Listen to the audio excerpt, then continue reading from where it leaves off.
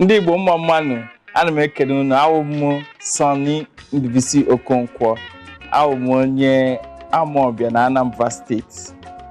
Anambra State, Amawbia Ọka.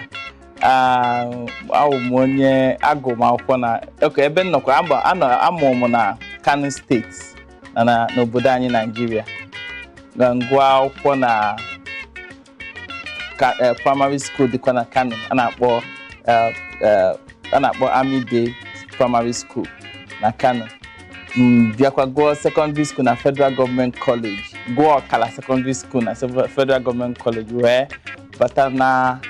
be anyị bụ Amawbia, gụkwa Boys High School Amawbia na Amawbia Ọka. Na nsikwe ebe akwa gakwa ịgụ akwụkwọ mahadum na University of Jos ebe m gụrụ ihe a na-akpọ Economics. Na nsikwe na n'ebe a ka nnọzikwa bidozikwa ọlụ na Lagos ebe akwa bịa mekwa nke a na-akpọ nnukwu mahadum Masters na University of Lagos ebe nọ si wee nọlụkwa kịta wee bidokwa ihe na-eme na Lagos a. Ihe na-emekwa ka m bido na ihe njije a ka m bidogodo ihe mbido mewe before m baa n'ihe njije mbidokwa mewe kịta. Mgbe m nọ University of Jos ka m bido mewe ihe dị na ihe onyonyo film wụlụ an actor na ihe onyonyo film. Mgbe ahụ 2001 ka m bido mewe ihe onyonyo film a. Nsikwa na ihe onyonyo film a nwekwe ihe a na-akpọ ndị Igbo na-akpọ modeling. Bidokwa model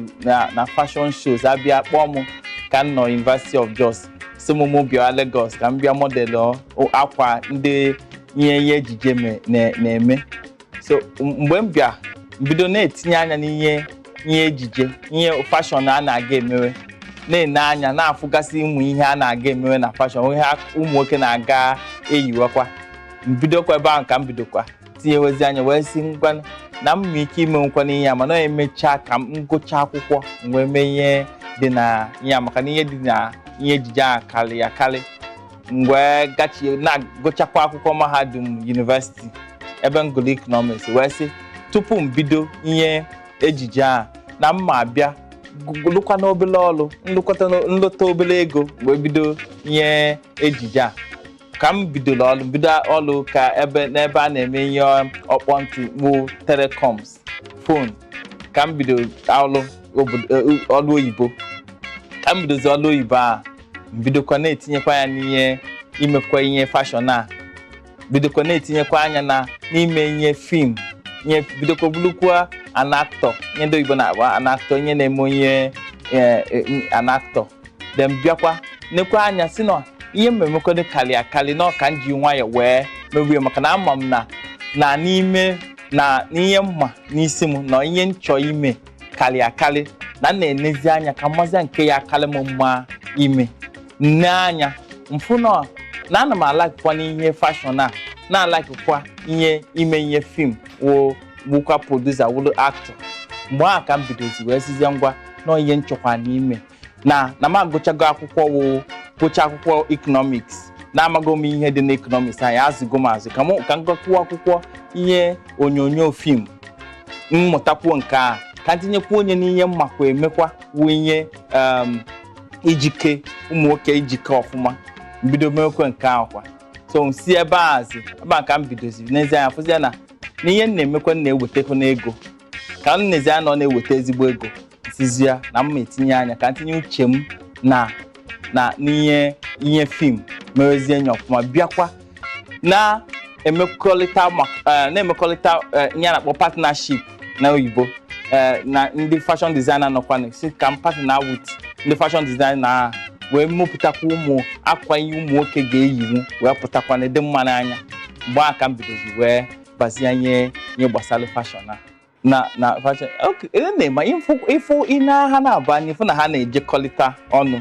na iwu ihe ị na-eme ihe fashion na fashion a ka a na-etinyekwa n'ihe ime ihe onyonyo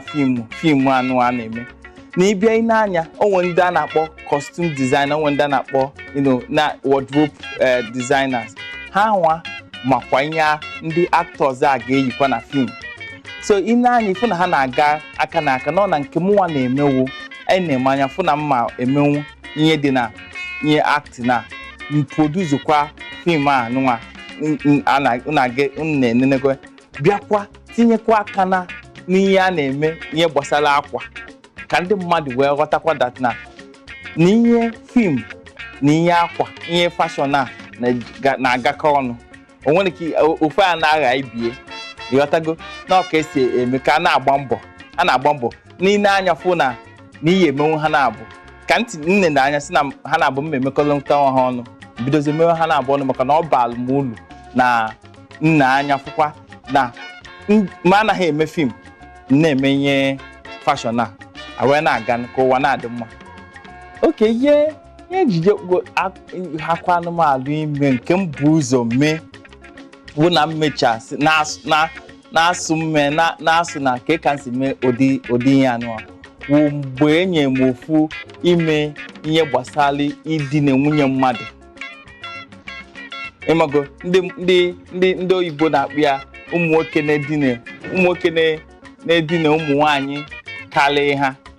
ịghọta na ndị ụmụ nwoke na-edina nwaanyị karịa ha a na-akpọ ihe a na-akpọ ha bụ jigolo men n'oyibo. Mgbe ahụ ka m ji wee mata na onwekwere ihe mmadụ ahụ emenwu n'ụwa anụ na gị nwa ịchọ ime ihe emenwu ya n'aka. Mgbe m banyere na ihe a na-akpọ karakta ime ihe ahụ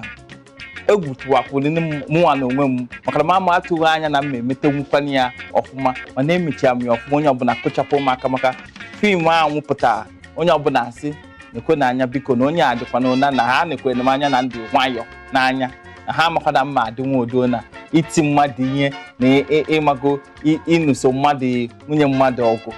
ịghọta. Mana nke dịkwa mfe dị mmụọ ofele imewukwa nke iji iwuru nwa mmadụ a na-akpụ ya ịmago. Enwe m ndị nne na nna n'ime ya wụ fim wụrụ nwa ha dị na-agụ akwụkwọ ọwụ dọkịta. Nke ahụ dị ofele maka na inegodu m anya adị m ka onye na-agụ ezigbo akwụkwọ na onye na-eme ihe emenwu ihe dị na dọkịta. Ọ dị nke ahụ dị ofele mana enye na-ala gị nke siri ezigbo ike wụ nke ngwa gị na nke na-edina nwatakịrị na-enye nsogbu na-eme isi ike. Ọ na-esi ezigbo ike maka na ọwụlụ ihe mbụ mana ịbịa ị na-eme na ihe TV onye ọbụla eche na ọka ịdị na n'ife mana ọwụghọ ka ịdị ọ ka esi ịmago eme ụmụ ya.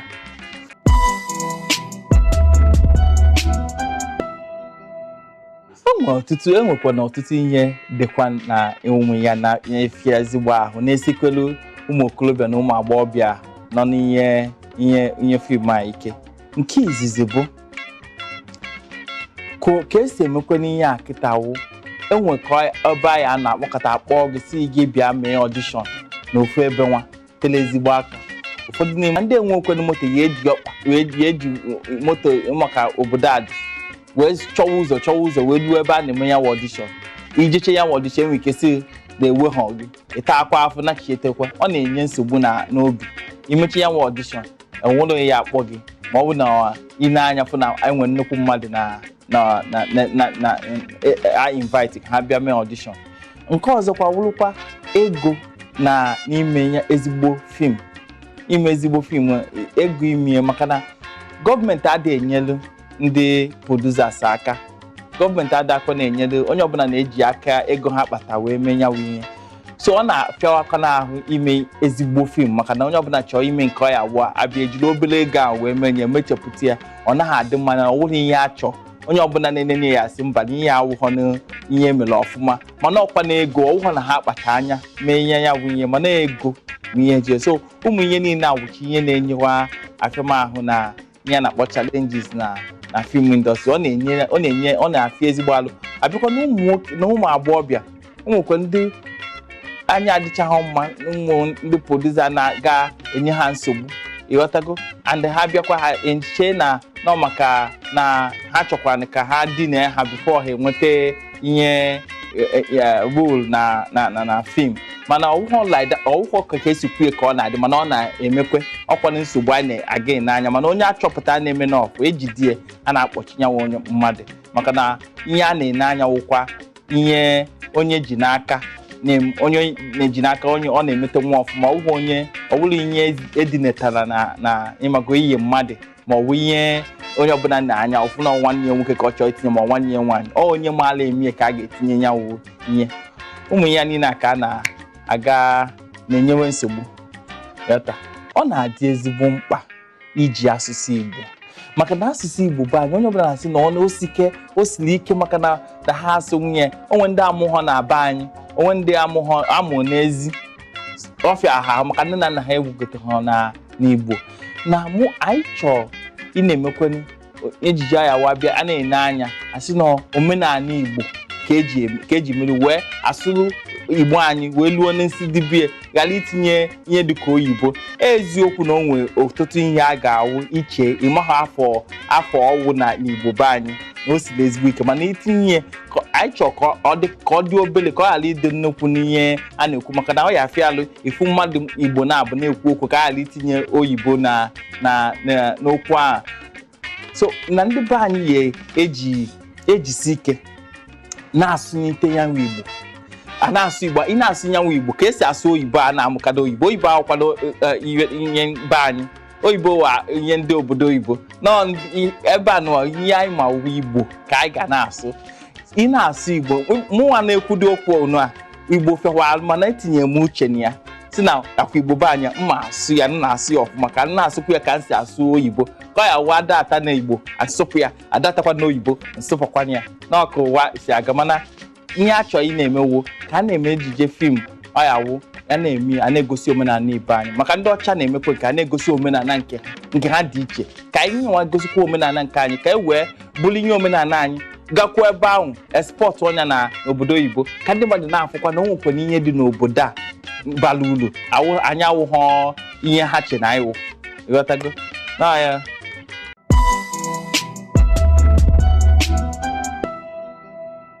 na-ezikwa ike na-enweta na na-agba mbọ izu ike maka ọlụ na-aka nkụ mgbe ụfọdụ ọlụ na-adị ọ na-aka nọ nkụ mana na-agbasi mbọ ike ka m fụ na mbọsị ụka na ndị na-alụ ụka bata nzuo ike and ka mụnwa na onwe m na-agba mbọ aha ọbụla na-eji ofu ụzọ ọnwa ma ọwụ ọnwa na-abụ pụọ n'obodo a gaa obodo ọzọ gaa obodo oyibo gaa zuo ike ihe na-aga emewe ihe awụkwa ka o wee nyelu m aka mbata ka ndị wakwa ọfụ ka mmụta ihe ndị ọzọ na-eme n'obodo ọzọ anaghị eme ebe a mbịakwojukwuo nwayọọ zukwuo ike ọbalụ m ulu mana ka m na-agwa ndị ụmụoyi m na-asị na ọ ka mma na ịga vakeshọn ịchọ ịga ọbọkọdọ ọ na-agba mbọ gaa vakeshọn n'obodo ọzọ awụghị obodo Naijiria anyị ịga ọlụ na ọbụlụ birthday month gị ibulie ịga eme travel anọkwanụ 2 or 3 weeks ebe ahụ zuo nke wike maka na ịbatakwa ọzọ ọlụkwa ya ebidokwa and anụ alụ anyị n'idikwa n'izu ike so na-agba mbọ na-agbasi nnọọ mbọ ike ka m zuo ike n'ofe ahụ nri nke eli ọfụma bụ ịma nri obodo anyị dị anyị nwa n'ebe anọ na nri anyị makwa na osikapa ka anyị na-aga elikewa osikapa na plantain ma nke like kwa na osikapa na plantain maka na amadị nwa osikapa nọ ndị osikapa tinye plantain ndị Igbo amamihe ndị Igbo anyị na-akpọ ya mana ama m nọ plantain ka a na-akpọ ya ma ihe ọzọkwa mụ a na-alakwa ị na-eliwu ma oge ụfọdụ ma esite ezigbo ofe be anyị na-alaka ị na-eli nri onuno mana ihe mere na nna achọkwa onye na-esi onye esite ezigbo ofe dịka nke nne m na-esi ma ọ bụ na ọwụghị ya ana m elinwu nri ya mana ana m ọdị nri na-agakwa eli abịakwa na ajụjụ nke abụọ ijikwa m isi m na ndị chọọ ịbatakwa n'ihe ejije na ka ha esi bata ịchọ ịbụrụ an actor chọọ ịbụrụ producer ihe ama ma ọ bụ na ihe na-ene na TV ma onye na-enene na-amasị gị ọ bụ na ọ na-amasị gị ịma na ị ya amụ ịma na onye chọọ ime na itinye anya na ya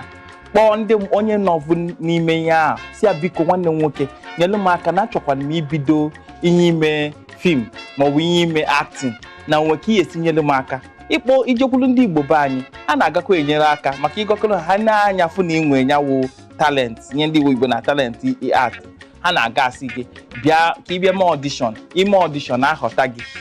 ibido na ọfụ gaa kwa ma ọ bụ na ịmakwa na-eme ọfụma ije gụte ya n'akwụkwọ ma ọ bụ mụọ ya o nwere ka esi aga mụọ ya ịmụọ ya ọfụma ine anyị onwe gị anya fụ na ịmụta gị ịbịa na onweche ebe dị iche iche anyị na-aga ezukọta ịbịa regista bụrụkwa ndị memba ndị Actors Guild ịmago ka ndị mmadụ na-afụ gị ma na ị na-abịa ya isizie na ya onye ọbụla na-asị ngwa bịakwana ka ịbịa maka na nka na ka anyị na-eghe anya ma imeme imeta na alị ọfụma ozugbo onye ọbụla bido kpọwa gị a na-ajụ ese gị mgbe ọbụla ka ebe onye anọ ka onye ebe onye anọ bịa ka imelu m nka bịa ka imelu m nke ọ ka esikwa na-ebido ya wụ mana iyi ebidogodu n'aka onwe gị chee nye ọfụma ma mụọ ihe ịchọkwa n'ime ọwụhụ nọ because na ndị mmadụ na-eme nọ onye ịchọ ime ọ bụ nọ na ihe ịchọ ime and inwe passion for it ozugbo ihe inwe ike ịga imeto onwe.